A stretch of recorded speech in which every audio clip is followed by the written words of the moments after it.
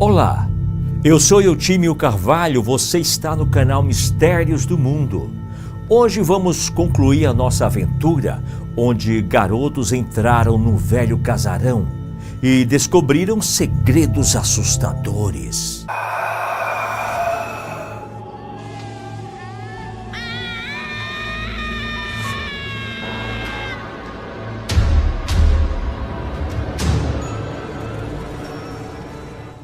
Finalmente chegamos na caverna e pouco mais para dentro havia um salão mais amplo.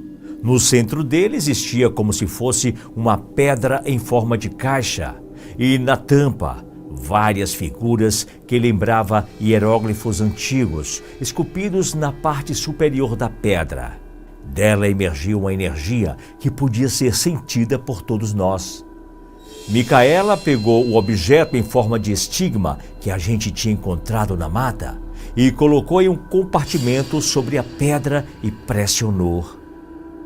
Segundos depois, a parte superior da pedra se moveu, como que flutuando alguns centímetros acima da base da pedra. Foi possível ouvir um som saindo lá de dentro. Concluímos que se tratava de um sarcófago. Em seguida, Micaela começou a falar para libertarmos, mas para isso seria necessário mover a parte de cima da pedra. Portanto, seria necessário que cada um de nós derramasse um pouco do nosso sangue sobre uma canaleta que terminava em um orifício similar a um ovo que fica no centro da pedra. Eu senti muito medo daquilo e disse que queria ir embora. Nessa mesma hora, Micaela se mostrou com raiva e gritou para que colocássemos logo o sangue. Porém, a voz da garota, que antes parecia meiga e suave, se transformou em um brado demoníaco.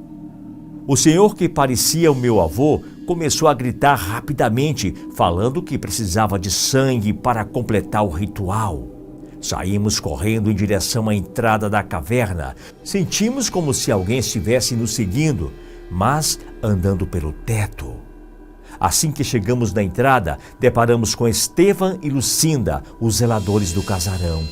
Eles estavam armados com uma espada que brilhava como se fosse uma lamparina acesa. Quando ele nos viu, perguntou se estávamos bem. Corremos ao encontro dele. Em seguida, ouvimos uma voz gritando: "Você veio, Anael. Mas sabes que aqui embaixo você não pode ir contra nós? Nem mesmo com a ajuda de Miguel você conseguiria. Imaginei então apenas você e Uriel contra o nosso exército." Naquele momento, eu não entendia nada, pois eu sempre conhecia aquele homem sendo Estevam e a mulher por Lucinda. Em todo caso, sabia que algo de ruim aconteceria. O senhor Estevam perguntou para nós onde estava o objeto que abriu a porta do casarão. Falamos que estava dentro da caverna, encravado na pedra. Anael começou a brigar.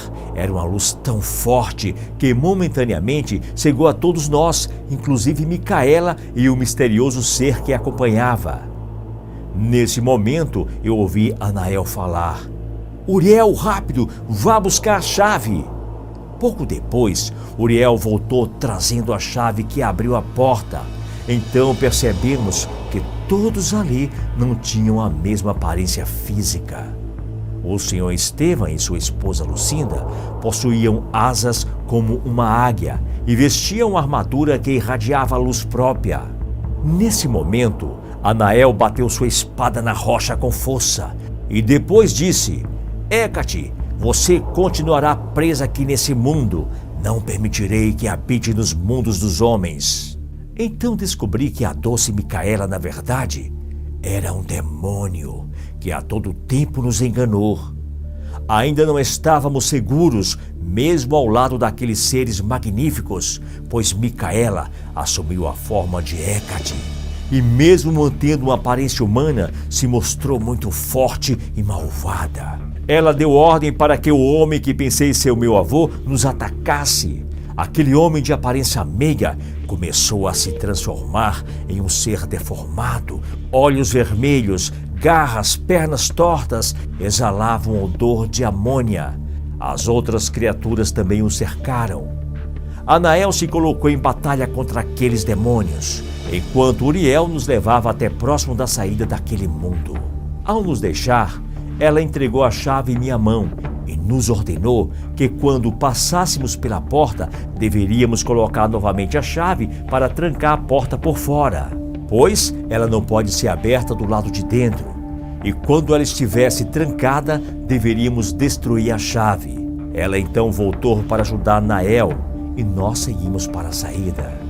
Enquanto andávamos, era possível ouvir os gritos e sons das batalhas com sons de trovões. A sensação que tivemos era a mesma de estar dentro de uma tempestade.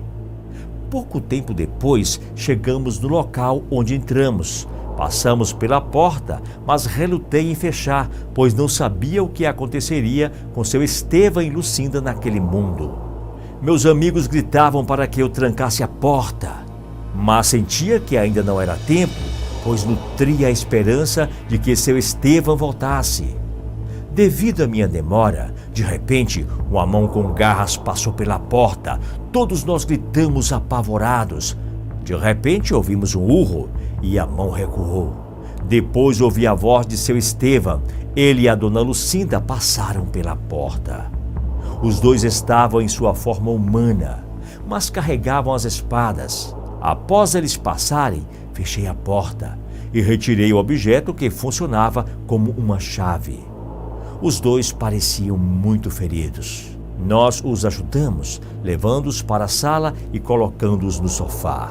Pensei que eles fossem me agradecer, porém, ele me perguntou por que eu não fechei a passagem. Depois de um sorriso, me agradeceu.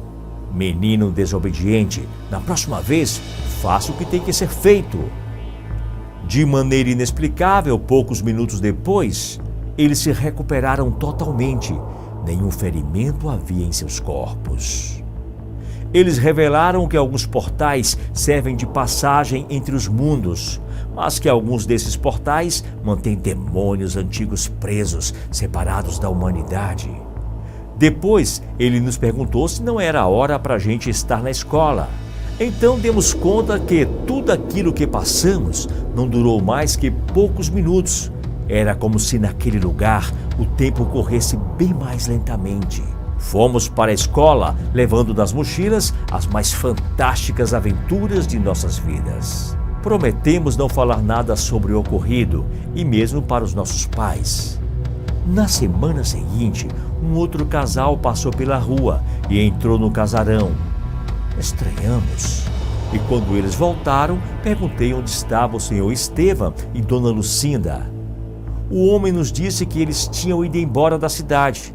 Depois se despediu e falou: "Fique na paz, menino desobediente." Ele saiu dando risada. Eu guardei só para mim, mas tive certeza que seu Estevão apenas assumiu outra forma física, assim como dona Lucinda. Anos depois, o casarão foi demolido e deu lugar a um prédio. Continuo morando na rua, porém, ainda hoje, todo zelador que trabalha no local, quando passa na rua e me vê sentado na calçada, me chama de menino desobediente. E essa foi a nossa história de hoje. A todos, um forte abraço e até o nosso próximo encontro.